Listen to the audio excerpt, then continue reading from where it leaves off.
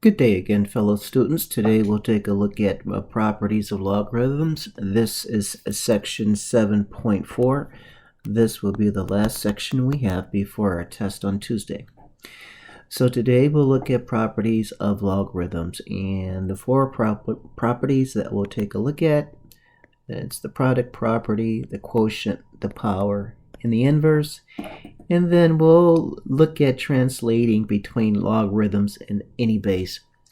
Right now, we can only evaluate with our calculator logarithms that are base 10. So for example, I could evaluate log base 10 of 7, for example, with the calculator.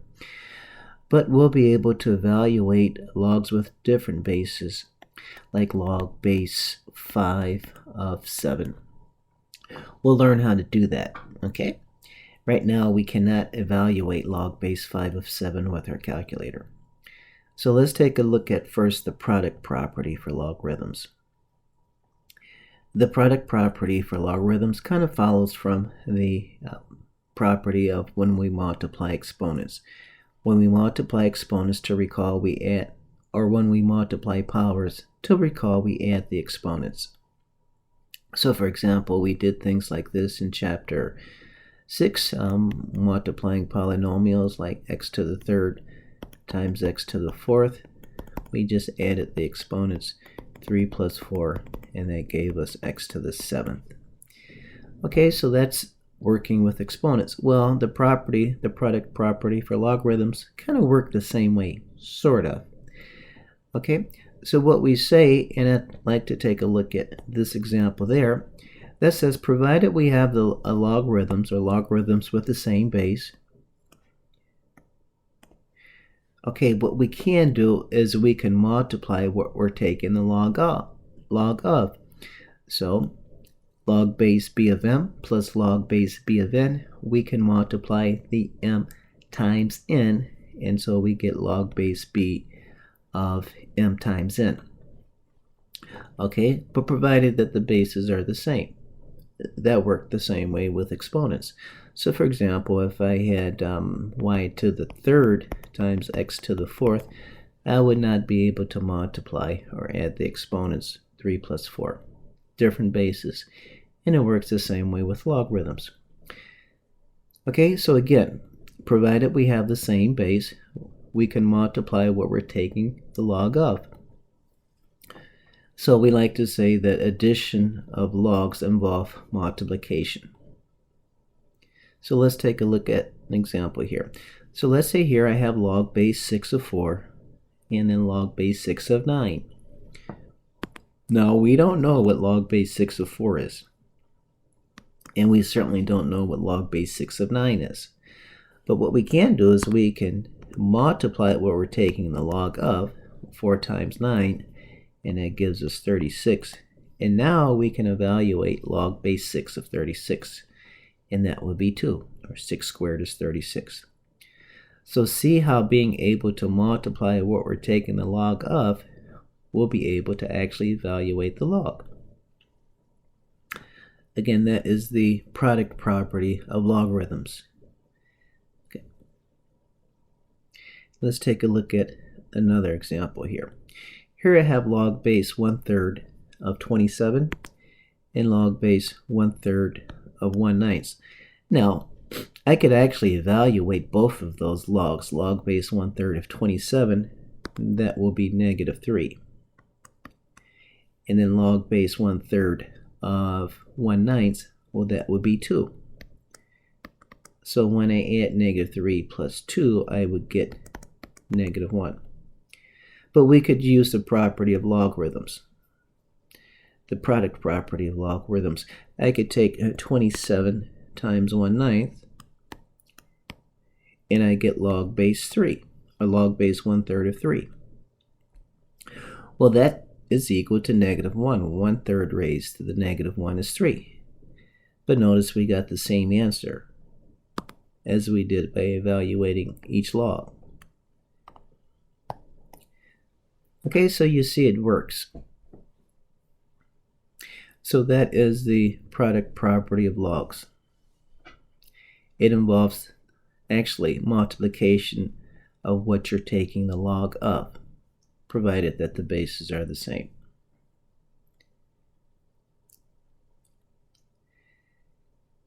Now let's look at the quotient property of logs. But again, let's first recall division of exponents or powers.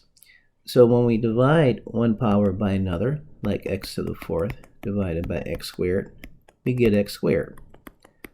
Or basically we have x to the fourth minus 2, which equals x squared.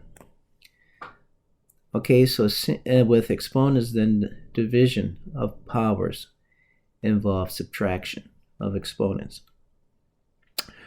Well, the quotient property of logs kind of works the same way.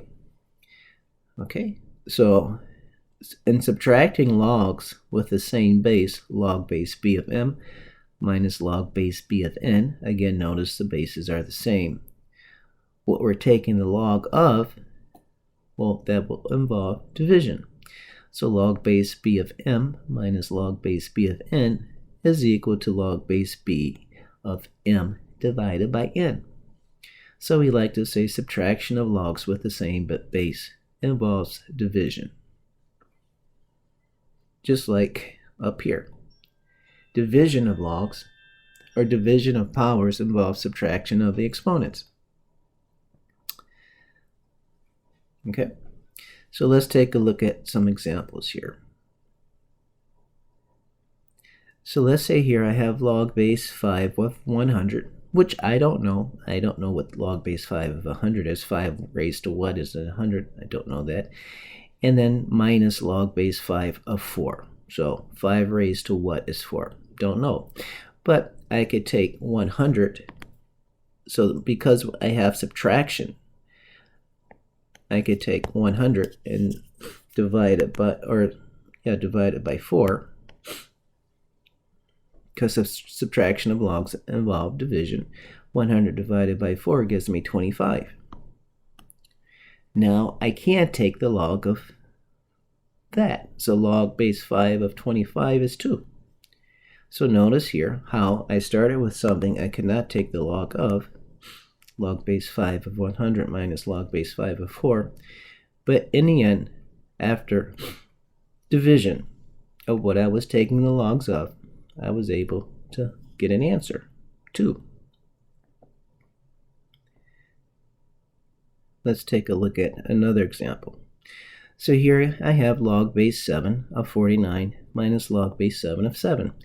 Now this I could actually evaluate. So log base 7 of 49, well, that's 2. 7 squared is 49.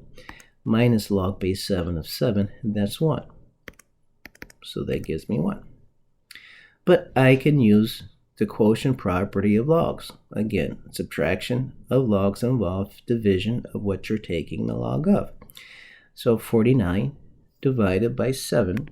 So 49 divided by 7, well, that will give me 7. Now log base 7 of 7 is equal to 1. But notice that gave me the same thing that I got originally.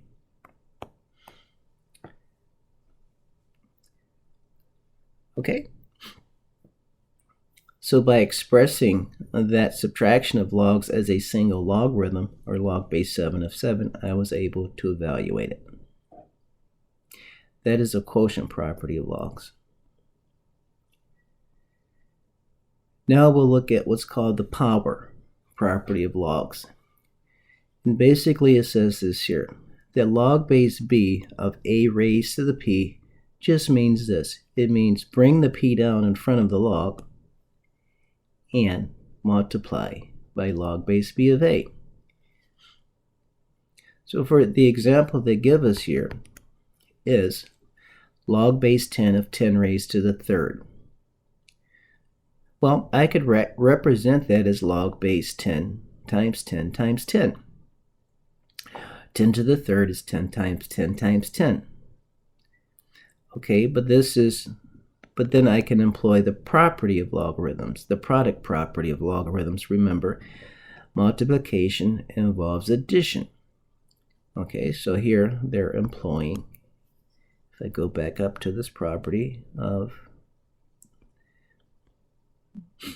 the product property of logarithms, they're just taking that m times n, and then they're just breaking it out to two separate logs.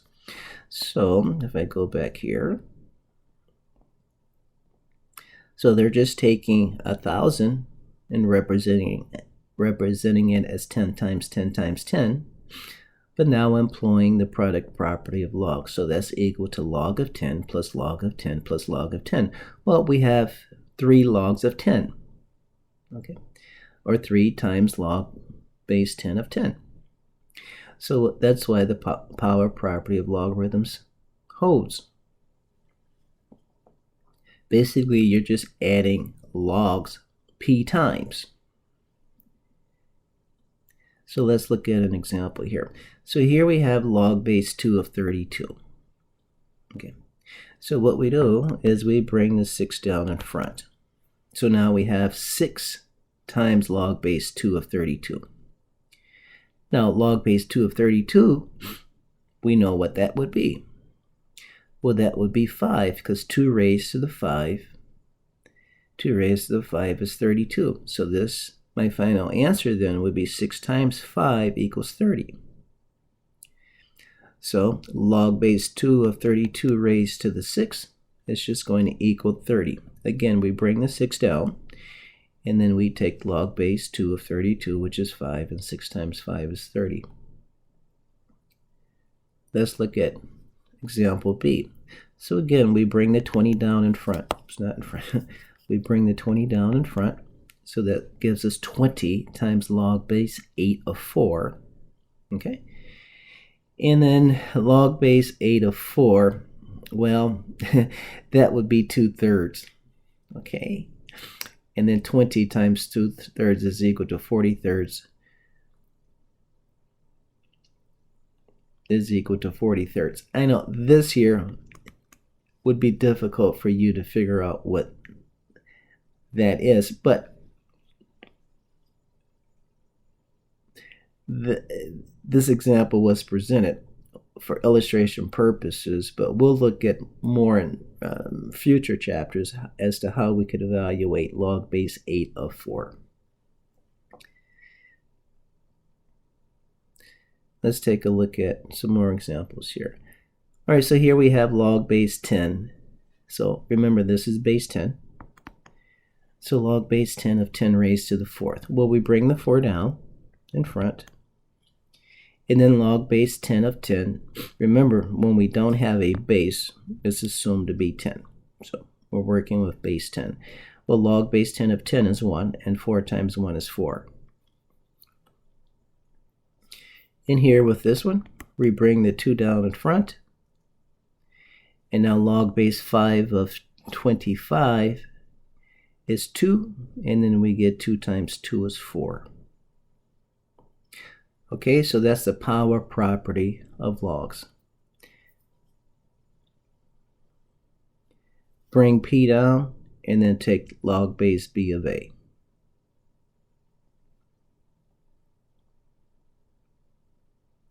Here's another one. Log base 2 of 1/2 raised to the 5th. So again, we bring the 5 down, and then we have log base 2 of 1/2, which is -1. And then 5 times -1 gives us -5.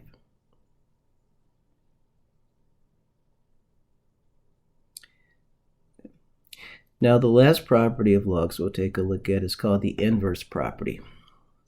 And it's this very important property because this is going to help us solve equations related to logarithms and exponents. So this is kind of like the key property that we will use in solving equations, expressions involving logarithms and exponents.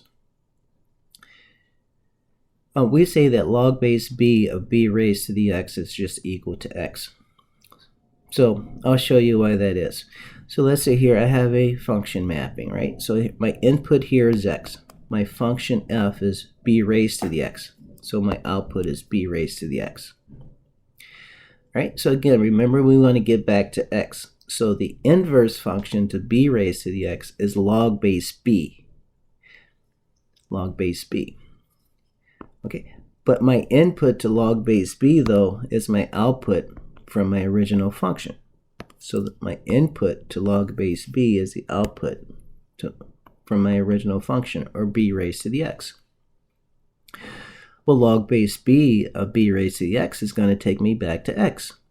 Okay, so we say log base b of b raised to the x just takes you back to where you started. Remember, I initially said that inverse functions take you back to where you started. We started with x. We like to get back to x. Okay, so for example, if I had 3 squared, well, that's equal to 9. But the log form of that would be log base 3 of 9 is equal to 2. So my x was 2, we get back to 2 with the inverse function. Likewise, we say that b raised to the log base b of x, that equals x as well. So again, let's look at this function mapping. So again, I start with x. I have a function log base b of x, so my output is log base b of x. I want to get back to x. The inverse of log base b is b raised to, the inverse of log base b of x is b raised to the x.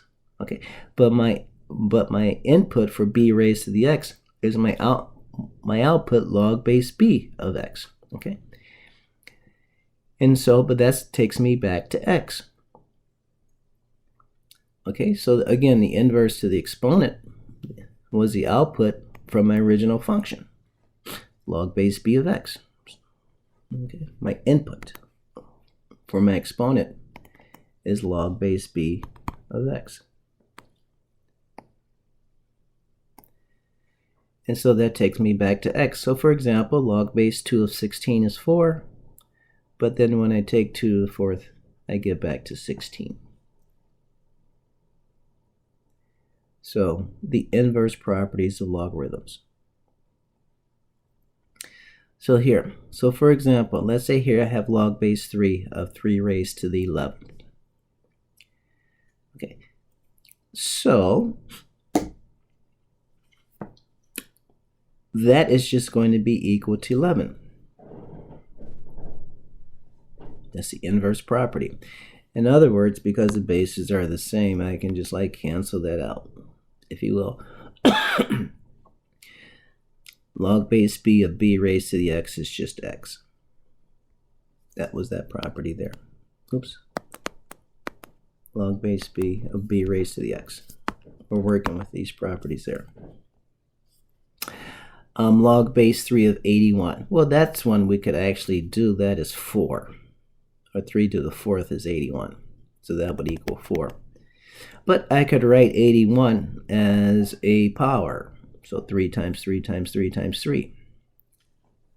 So 3 to the 4th is 81. But now that's log base 3 of 3 to the 4th. That's just 4 as well. In fact, there's like 3 ways you could actually solve this one here. So here you could just solve it outright. 3 to the 4th is 81. Here we can express it and use the inverse property of logarithms. So we recognize that 81 is 3 to the 4th. And so log base 3 of 3 to the 4th is just 4. Is there another way? Sure. And the final way would just be to recognize this as the product property of logarithms, and that would just be log base 3, or log base 3 of 3. Log base 3 of 3 plus log base 3 of 3 plus log base 3 of 3 plus log base 3 of 3. Okay, I'm just using the product property for logarithms there. Okay, multiplication involves division, and each one of those then would just be 1. 1 plus 1 plus 1 is 4. So there's 3 ways you could do that one. Right, just do it outright. Inverse property, and then here the product property. 3 ways you could do that one. And then C here, so we have 5 raised to log base 5 of 10. So again, We just employ, we have base 5, and we're taking log base 5 of 10. We're using inverse property, that's just 10. Let's look at some more here. So again, simplify log base 10 of 10 raised to the 0.9. Again, we have base 10 here. Inverse log base 10 of 10 raised to the 0.9 is just going to be 0.9. And here I have 2 raised to the log base 2 of 8x. That's just going to be 8x. Okay, so if I have something like 2 raised to the log base 2 of x minus 1, well, that's just going to be x minus 1. Okay, so that kind of cancels out. Or if I have log base 7 of 7 raised to the 2x plus 4, okay, it kind of cancels out. I just get 2x plus 4. Inverse property, very important property for helping us to be able to solve equations involving exponentials and logs.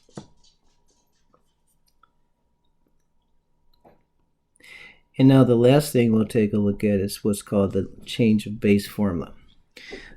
It says this, okay, that if you're not working in base 10 and you want to be able to use your calculator, we'll just convert the base you're working with to a base you can work with, okay? So log base b of x equals log of a of x, another base, divided by log of a of b. Okay, so like the x goes up top and the b goes on the bottom, but then we'll be taking the log of a different base. So let's take a look at this.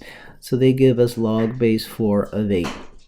Okay, we don't know how to convert log base 4 of 8, but what we can do, we can work with a different base. Okay, so we choose to work with base 2. Now, why is that though? Why would we choose to work with base 2? Well, because I know what log base 2 of 8 is. Well, that's going to equal 3. And I know what log base 2 of 4 is. That will equal 2. Okay, so log base 4 of 8 will equal 3/2. And I believe we had a problem like that if I go back up here. So log base 4, where was that at?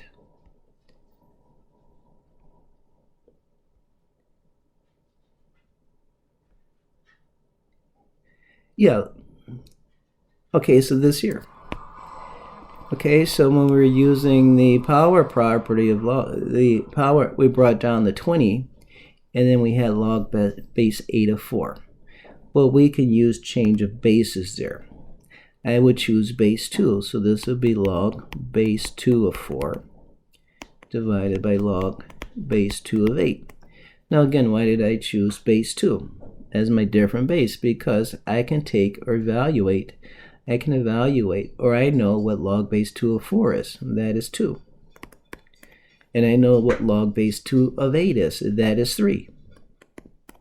Okay, so you see how working with or changing base, we're able to evaluate the logs. Now, why they presented this problem first?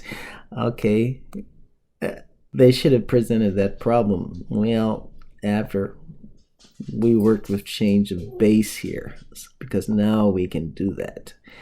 All right, so let's continue with some more. So let's say here I have log base 32 of 8. All right, now we can evaluate that with our calculator. We can change everything to base 10, okay, and that will give us log base 10 of 8 divided by log base 10 of 32. And then we can evaluate that with our calculator. So let me show you here. If I just go to the calculator, and I just want to remember what it was I was working with. So that's log base 10 of 8 divided by log base 10 of 32. So log base 10 of 8, enter, divide that by log base 10 of 32. I get 0.6. Okay, however, we could choose a different base other than base 32 to help us evaluate that. And here I'll choose base 2. Now again, why do I choose base 2?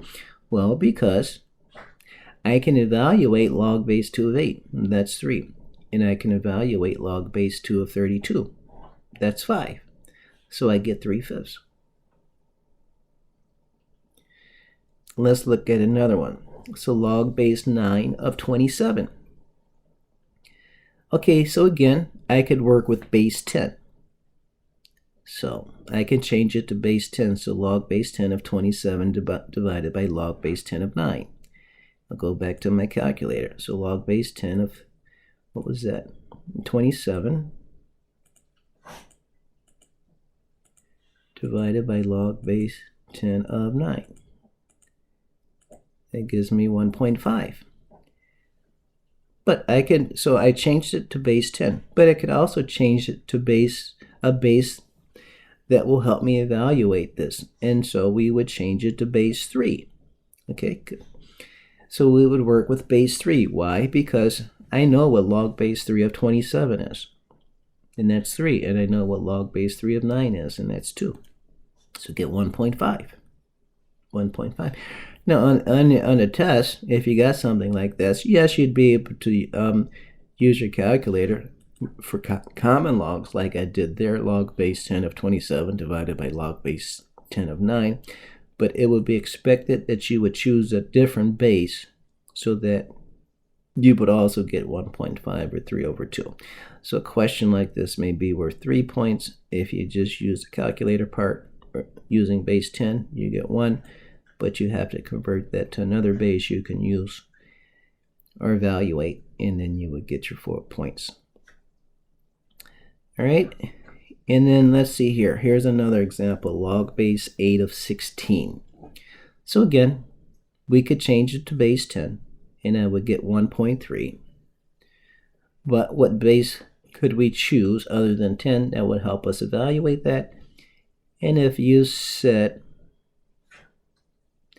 2, you would be right, because I could write this as log base 2 of 16 divided by log base 2 of 8.